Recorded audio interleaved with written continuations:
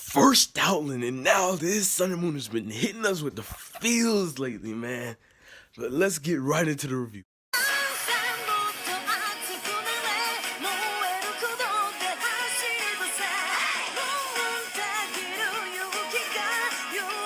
Hello everyone, Treyman1 here. We're back with another Pokemon Sun and Moon anime review. Today covering episode 79, the basically observatory episode. We go back to Ula Ula, guys. So the Ula arc isn't done just yet.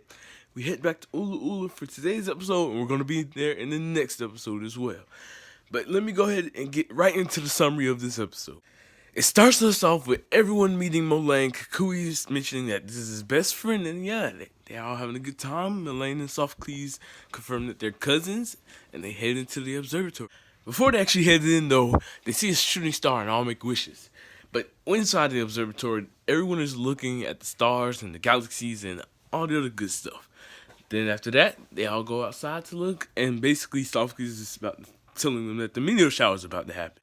The meteor shower ends up taking place. Poipole is in love with seeing all the meteors fall, with how much light they have, and they all basically break out of their shells. Sophocles has a flashback of himself remembering seeing meteors as well a long time ago.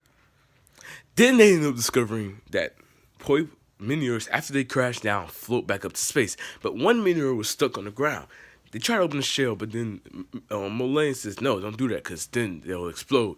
So they basically take the shell into the observatory to keep overnight so that it can break out and fly up to space the next day. Once Minior comes out the shell, Poipole is basically having a great time with Minior. We get this nice montage of the Poipole Minior and all the other classmates playing together, and Future Connections is playing as well, and I really did like this scene a lot. Minior really did like Poipole just as much as Poipole liked Minior as well. Even because Poipole drew Minior with this little poison stuff that's the same thing it used to draw in the Pikachu in the first episode. Throughout the episode, however, Sophocles keeps having these flashbacks of the moment when he's met Minior and when it went back up to space. But he can't really fully remember what happened. Nightfall comes, and Ash and his friends are basically getting ready to watch the meteors fall down again and go back up to space. The sad part of it is, however, is that the meteors, if they didn't gain enough space dust to build a new shell, and they stay in the atmosphere for too long, they basically die and turn into dust. And this was so heartbreaking to see. We even get an explanation of why Sophocles keeps having these flashbacks of him being sad. It's because his buddy Miniors had basically passed away after not being able to get in the space dust. It was sad to see Poipole along with all the other Miniors and his friend Minior that just watching as each one goes away. Even Ash looks bad for Poipole and is trying to show some sympathy for it as well. Sophocles looks up at Poipole as well, knowing that this is Poipole's first time experiencing this, and it was really heartbreaking to see. The Minior that Poipole met disappears right in front of Poipole, but gives Poipole one last smile, and it was so heartbreaking to see this happen. Poipole didn't understand what was going on at first, and it was super shocked, but then it started to tear up when it realized that Minior was gone. We got this really nice moment where Ash comforts Poipole. It was just music playing, no talking. It was very, very saddening to see this, and Ash felt bad for Poipole as well. You could see how sad Ash was for Poipole and the Miniors. He even asked Melinda, is there a way that we can save the Miniors? But sadly, there isn't. This is just the life cycle that Minior goes through.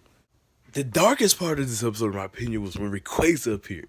Because Rayquaza's Omega Ruby and Alpha Sapphire Pokedex states that it basically feeds off of meteorites and the meteorite dust so that it can Mega Evolve. So Rayquaza just came here just to take in all the dead meteors so it can Mega Evolve. That was the darkest part of this whole episode. And I was like, dang, but that's basically the summary. So let's go ahead and get to my thoughts.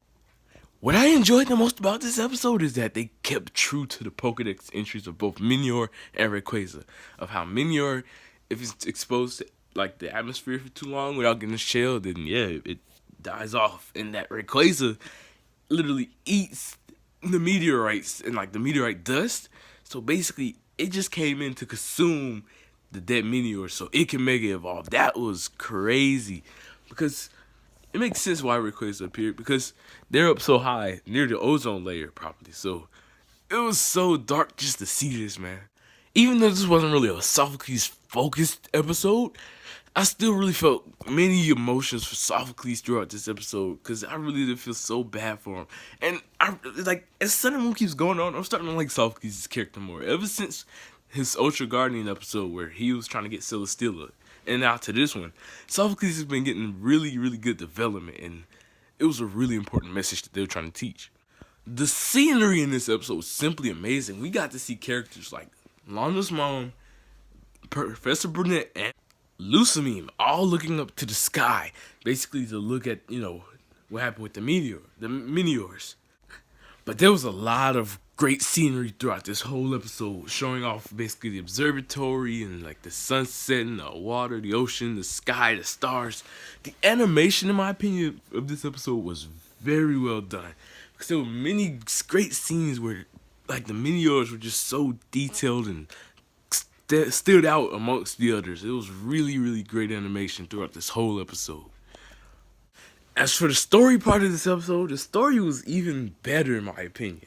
Before I went into this episode, I was thinking that this is just gonna be a little filler episode, but no, it kind of was an episode to teach you a valuable lesson, and in my opinion, it reaches the same emotion that I felt in the Stoutland episode. It was so heartbreaking to see this happen, and overall, it was just a really great story in my opinion. If I was to rate this episode, I would give it possibly an 8 or 9 out of 10, and the only reason for that is because while it was still very emotional, the thing with Stoutland's case is that we've seen Stoutland over time, and yeah, even though this was one episode from Minior, it still really did deliver a lot. But the Stoutland episode so far is still the most heartbreaking and saddest episode. Yep, I'm confirming and giving it a 9 out of 10 because of how well they delivered the presentation and stayed true to basically the plot of this episode. In the comment section down below, let me know what you guys thought of this episode. I really did enjoy it. And thank you all for watching. I hope you all enjoyed. And yeah, see you in the next video. Next week, we also get a week break from Sun and Moon, so there's not going to be no episode next week. But followed by that, we get the Lily and Sandshrew episode. So in the following week, not next week. But thank you all for watching. Hope you all enjoyed. Trayman1. Peace out.